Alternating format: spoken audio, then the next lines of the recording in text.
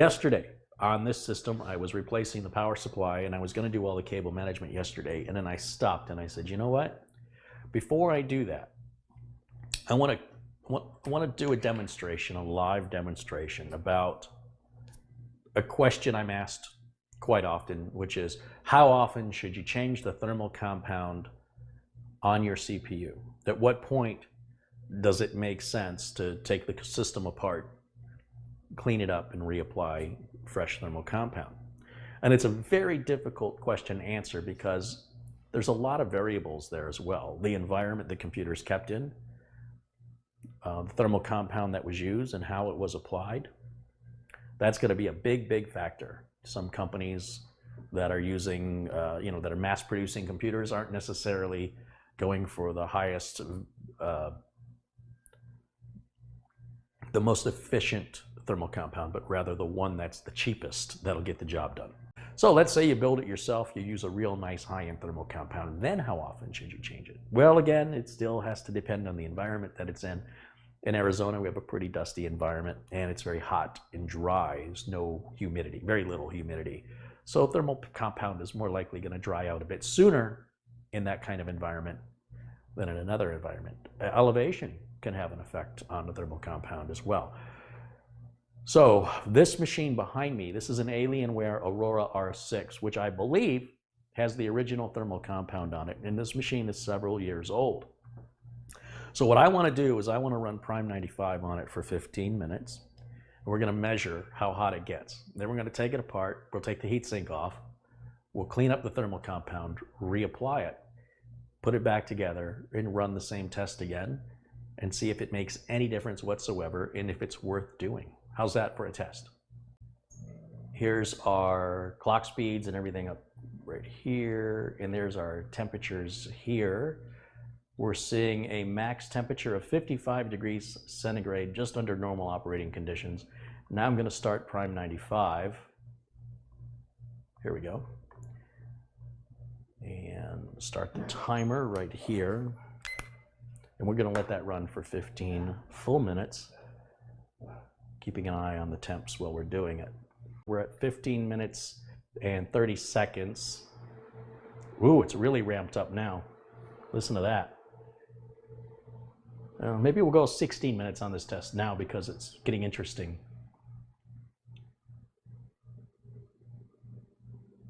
We're looking at a max temp of 85 degrees centigrade. Now, those of you who know me know that 85 is the max where I start getting concerned. Like, I'd like to be under 85.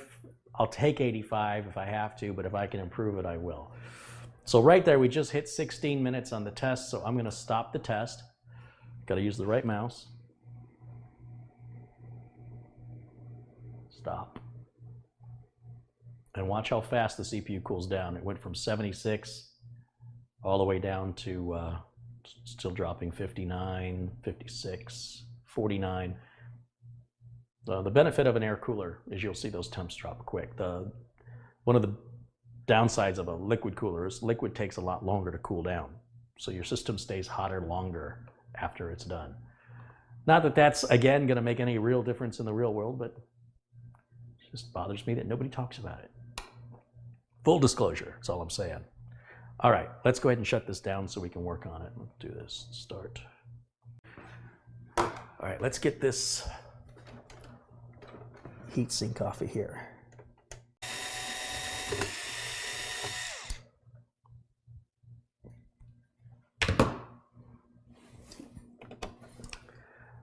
Now, when I talk about how improperly the thermal compound is applied, the reason I make that face is it's not so much that it's done improperly on purpose, it's done thoughtlessly. And the result is not the same kind of result that you would have if you did it yourself and you were, you had the pride and took the care and the time and the amount of time it's going to take you to apply your thermal compound, they will have applied thermal compound to 40 machines. So, when you start taking apart machines, Can I tell the one you did versus the one an automated process did? Probably.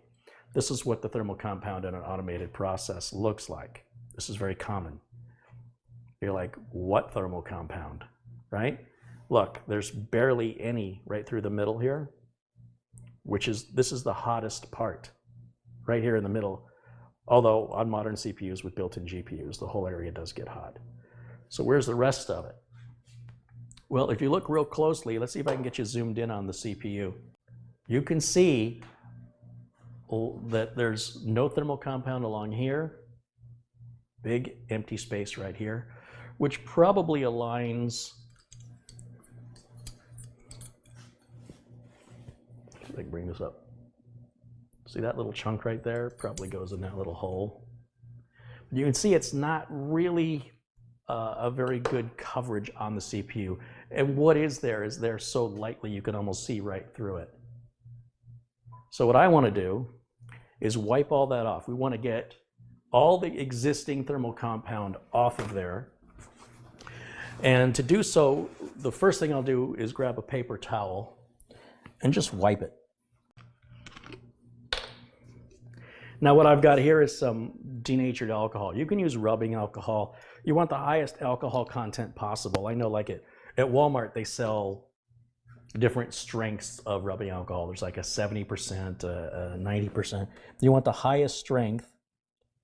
And what you want to do is you want to clean all the old thermal material off the top of the heat spreader here on top of the CPU. You're like, what's the heat spreader? That's the entire top of the CPU. That big metal top is the IHS, or the internal heat spreader. And then do the same thing with the bottom of the heatsink. Now, the thermal compound I'm going to use is really nothing special. What I've got here is Noctua NTH1. The reason I buy this is because it's a pretty big tube for the money. There's numerous applications worth of thermal compound in this tube. Now, normally I would lay the computer flat, but I'm going to leave it upright so you can watch what I'm doing. Now, the reason I wear a glove is not because I'm a fan of Michael Jackson, but because I only need the one so that I can use one of the clean fingers of the glove to apply the thermal compound evenly across the entire surface of the CPU. If you just put like a dab in the middle, you don't know if you've got too little on there when you put the heatsink on because you can't see under it. You don't know if you've got full coverage. If you put too much on, you'll know that because it'll ooze out and make a big mess when you put your heatsink on. Some people are worried about air bubbles. That's silly because this is not a system that's being submerged in water. And air bubbles that occur on the thermal compound, they move. And there is a solution for that, by the way, if it really bothers you. And it's so basic and simple, you'll probably hit yourself in the head that you didn't think of it. But if you just tap on the thermal compound, watch what it does. You see all the little bumps and ridges it's making? So what that's going to do is that's going to give you the opportunity for that thermal compound to spread out and discourage those bubbles that people make a big deal about. Bubbles, by the way, that actually make no difference whatsoever in your cooling unless you're an extreme overclocker and you care about 1/3 of 1 degree difference. Now, while I've got it off here, I've made a little bit of a mess, and I can take my Q-tip right now and just kind of clean that up a little. Not that I have to, but again, I take pride in my work. Nobody's ever going to see that because the CPU heatsink is going to cover that whole area up. But just to clean it up a little bit, now I can reapply the heatsink. And let's start running Prime 95. Here we go. Let me start the clock. All right, and we'll just keep an eye on that. We're going to let that run for 16 minutes as we did the last test. Nope, there we go. We're at 85 right there with 12 seconds to go. 10 seconds, 9, 8, 7, 86, 87. Oh, we're getting hotter. 3, 2, 1, 0. So there we are. We're at 87 degrees centigrade. We're actually hotter than we were. Now, there are a couple things. First of all, this isn't a problem. Okay, we didn't have a problem to fix. But if we were trying to make it better, I'm not quite sure we made any difference whatsoever. Let me go ahead and stop the test and you can see how fast. Oh, now it's finally cranking up. There it goes. It took a lot longer for that to occur. I'll hit stop on the test. And then you'll see these temps over here are going to drop really quickly. Under normal usage, you would never push the CPU that hard for that long, and that's why it's really not a problem that needed to be addressed.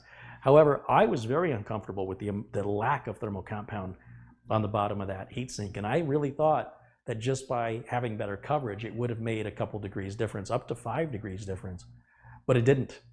It didn't at all. And I want to emphasize that I believe that is the limitation of the heatsink. And no matter what we do for thermal compound, it just isn't going to make a difference like a bigger, better heatsink and fan would do. But we really can't change it because the limitation of the case doesn't allow that. So there you have it. We replaced the thermal compound. Didn't make it any better. I really don't think I made it worse. I think it just those test results will run that way regardless. But even if we made it worse, which I can't imagine how that's possible, it made a difference of 2 degrees. So ultimately, all that matters is real world. And in the real world, all I can say is I know that if there's a problem with the computer, it won't have anything to do with the thermal compound. That's fresh and replaced. Thanks you guys so much for watching. I will see you all again very, very soon. And until then, bye for now.